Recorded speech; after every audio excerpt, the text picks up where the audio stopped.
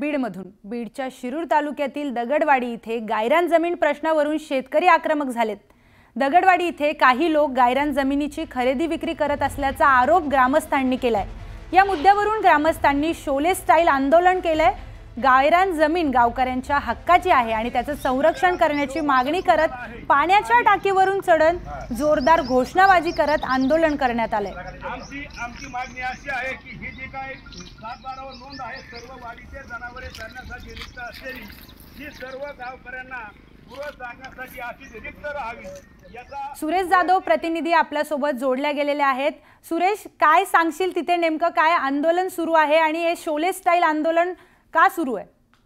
बीडच्या दगडवाडी गावामध्ये जवळपास 150 ते 200 एकर गायरान जमीन आहे आणि त्या गायरान जमिनीवरती भूमाफियाने अतिक्रमण केलेलं आहे। विशेष म्हणजे ही इथलची जमीन ही जे व्यापारी आहेत किंवा भूमाफिया आहेत त्यांना विकून ती जमीन जी जनावरांना गुरे चारण्यासाठी जमीन होती ती जमीन तशा पद्धतीने राहणार नाही असा गावकऱ्यांचा आरोप आहे।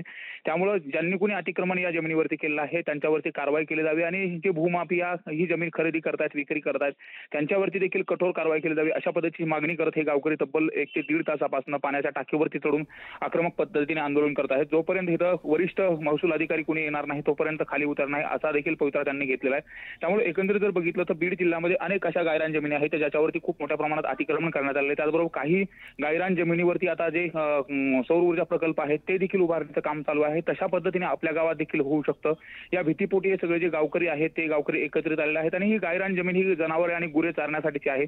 त्यामुळे ही गायरान जमीन अशाच पद्धतीने राहावी, तिथे वृक्ष संवर्धन किंवा आणखी काही वेगळा प्रकल्प जर करता आला तर तो गावच्या फायद्याचा होईल। मात्र अशा पद्धतीने भूमाफिया जर ही जमीन घेत असतील तर याला विरोध म्हणून हे सगळे गावकरी एकत्रित आलेत।